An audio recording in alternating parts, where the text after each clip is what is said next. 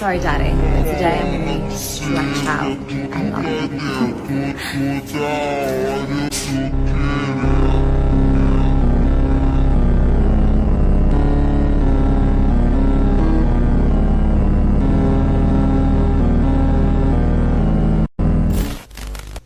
ஒவ்வொருத்தருக்கும் ஏதோ ஒரு பழக்கம் இருக்கும்.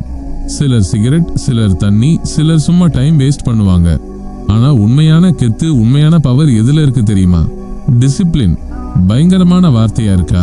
சிம்பிள். டிசிப்ளின் இருந்தா நமக்கு மோட்டிவேஷன் தேவையில்லை.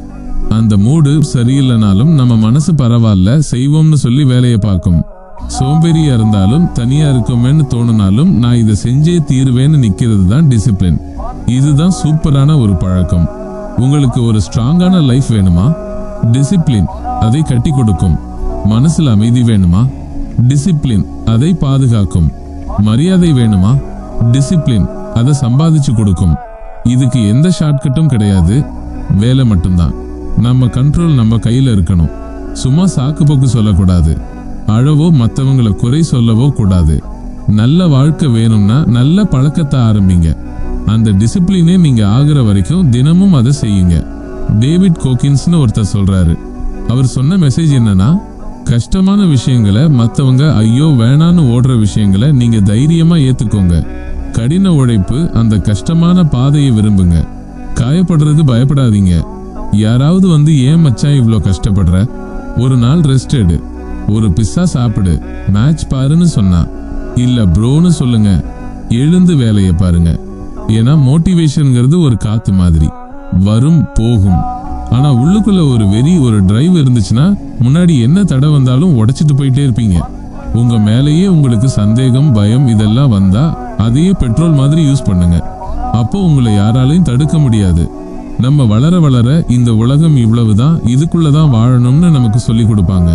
சுவத்துல போய் முட்டிக்காத, ஒரு நல்ல ஃபேமிலி லைஃப், கொஞ்சம் காசு சேமி, ஜாலியா இரு, இப்படி அட்வைஸ் பண்ணுவாங்க.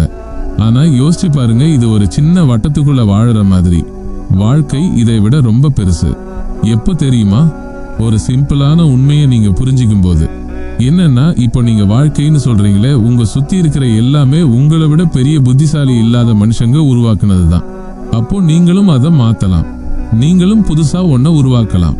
மற்றவங்க யூஸ் பண்ற மாதிரி ஒரு விஷயத்த நீங்களே கட்டலாம். சும்மா ஆவரேஜா இருக்கிறது அது ரொம்ப கஷ்டமான ஒரு ஃபீலிங். அது நம்மளை சுடும். ஒரு நாள் கூட அப்படி இருக்க முடியாதுன்னு தோணும். அப்போதான் நீங்க எழுந்து நிப்பீங்க. உங்களுக்குள்ளேயே எப்பவுமே இருந்த ஒரு விஷயத்த உருவாக்குவீங்க. அது எப்பவுமே உங்களுக்குள்ளதான் இருந்துச்சு.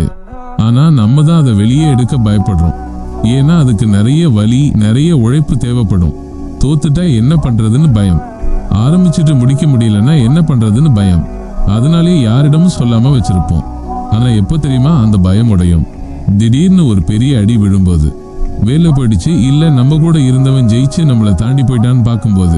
அப்போ ஒரு பொறி தட்டும். அப்போதான் உள்ள ஒளிஞ்சிட்டு இருந்த அந்த நிஜமான நீங்க வெளியே வருவீங்க.